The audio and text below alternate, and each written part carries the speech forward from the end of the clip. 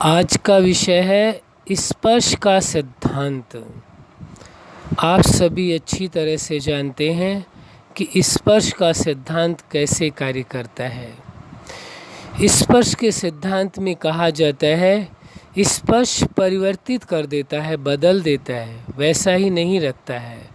जैसे आप बहुत ही प्रेम पूर्वक अपने बच्चे को स्पर्श करते हैं तो उसके भी मनोभाव बदल जाते हैं, और यही यदि आप आवेश में गुस्से से स्पर्श करें तो भी बदल जाएंगे। स्पर्श का सिद्धांत ही है, वो बदल देता है जैसा भी स्पर्श होगा। जैसे उदाहरण के लिए और समझने की आवश्यकता है, जैसे आग है, आग जल रही है, आग को आप टच करेंगे, स्पर्श करेंगे तो क्या होगा, उसका प्रभाव आपके ऊपर आएगा।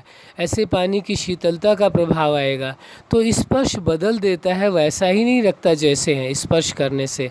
इसी प्रकार आप देखिए त्वचा से, क्या गर्मी का समय हो तो त्वचा में गर्मी को दूर करने का क्या तरीका है, त्वचा से स्पर्श ही तो होगा। जब हवा स्पर्श होती है तो गर्मी नहीं महसूस होती है।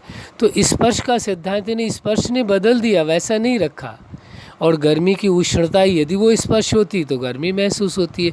तो जो स्पर्श का सिद्धांत है कि स्पर्श बदल देता है, जैसे आप थे वैसे नहीं रह पाते बल्कि आप बदल जाते हैं, परिवर्तन आ जाता है।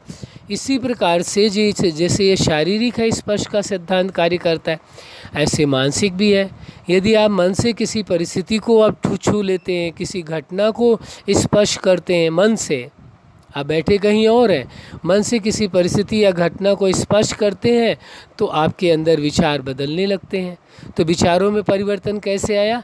मन से आप एक स्थान में बैठे हुए दुनिया के किसी कोने में भी जा सकते हैं, वहाँ किसी भी दृश्य को देख सकते हैं और किसी भी घटना को स्पर्श कर सकते हैं। तो जैसे ही एक डिफरेंट तरह के दृश्य को आपने देखा, उसे आपने मानसिक रूप में टच कर लिया, छू लिया, स्पर्श कर लिया, या किसी घटना को ऐसा कर लिया, तो आपके मन में विचार बदलने लगते हैं। क्योंकि स्पर्श वैसा ही का वैसा ही नहीं रहने देगा, उसमें बदलाव लाता है। स्पर्श परिवर्तित कर देता है, परिवर्तन कर देता है। तो जो आपके अंदर विचार चल रहे थे वो बदलने प्रारंभ हो जाते हैं। ऐसा क्यों हुआ? आपके स्पर्श करने से हुआ। तो जो जीवन में चल रहा है, जो भी कर्म हो रहे हैं, ये कर्म के सिद्धांतों की चर्चा की जा रही है। तो इस कर्म के सिद्धांत में ये स्पर्श का ये कर्म का सिद्धांत है। जो भी आप स्पर्श करते हैं उसकी कर्म का सिद्धांत है कि वह वैसा का वैसा नहीं रहता है, वो परिवर्तित हो जाता है। चाहे वो सकारात्मक की ओर जाए या नकारात्मक की ओर जाए, चाहे कैसा भी परिवर्तन आए, लेकिन परिवर्तन आएगा ज़रूर आपके स्पर्श होने से। लेकिन जैसा स्पर्श है वैसे ही, जैसे बताया था बच्चे का उदाहरण, प्रेम पूर्वक बच्चे को स्पर्श करते हो उसे खुशी का एहसास होता है। वही गुस्से से आप स्पर्श करते हो तो उसे नाराज़गी होती है। देखो दोनों ही चीज़ें, स्पर्श दोनों ही हैं, लेकिन स्पर्श के पीछे जो आपकी सोच है, जो आपका प्रभाव है अंदर का, वो प्रभावित करता है।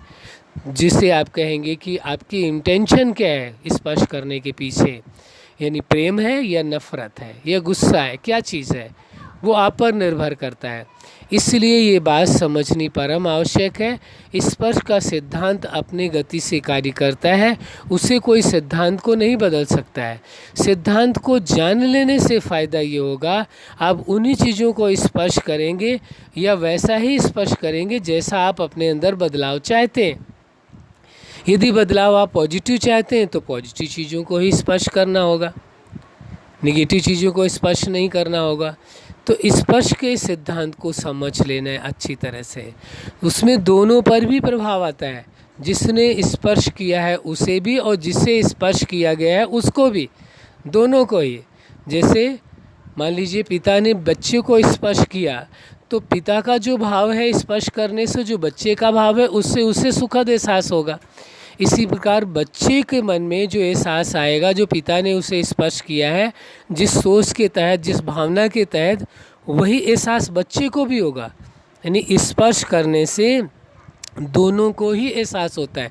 हाँ, यदि प्रकृति की चीज़ें माने वस्तुएं हैं उनको स्पर्श करते हो तो एक तरफा एहसास होगा।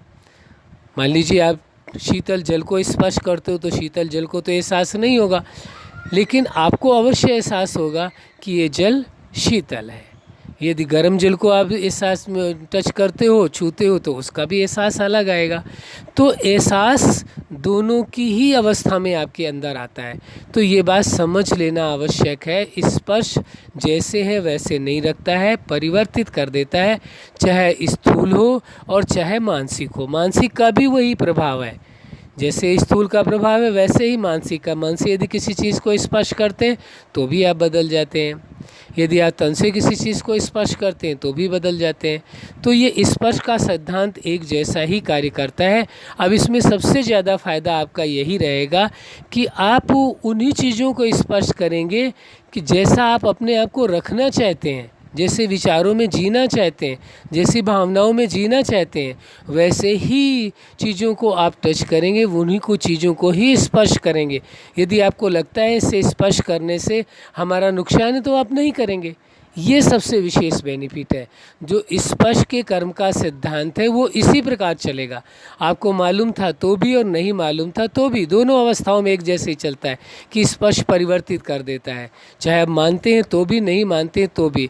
अब इससे फ़ायदा यह होगा, स्पर्श के सिद्धांत से उन्हीं चीज़ों को स्पर्श करेंगे या किसी को करने देंगे जिससे आपका फ़ायदा हो। जैसा आप अपने आप को चाहते हैं वैसा ही स्पर्श करेंगे। तो ये स्पर्श का सिद्धांत आपके लिए इस मायने में बहुत ही फ़ायदेमंद होता है। इसीलिए आप देखते हैं कि ज़्यादातर लोग, बहुत जगहों पर ये दिखाया गया है कि जब लोग एक दूसरे से मिलते हैं तो कैसे मिलते हैं। कोई उनके चरण स्पर्श करता है, कोई हैंडशेक करता है, हाथ मिलाता है, कोई दूर से ही नमस्ते कर लेता है। जो भी तरीक़ात हैं, जो भी आपके कल्चर के मुताबिक होता है वो आप करते हैं। तो उससे चेंज आता है, मन की विचार बदलते हैं, भावनाएं बदलती हैं। तो स्पर्श का सिद्धांत हर जगह कार्य करता है। इसलिए इस सत्य को स्वीकार कर लेना है और अपने आप को सेफ रखना है। अच्छा, आप अपने जीवन में सफलता के शिखर तक पहुँचें और स्पर्श के सिद्धांत को जानते हुए उसका फ़ायदा लें। यही हमारी हार्दिक शुभकामनाएं। सदा खुश रहें, मुस्कुराते रहें। धन्यवाद।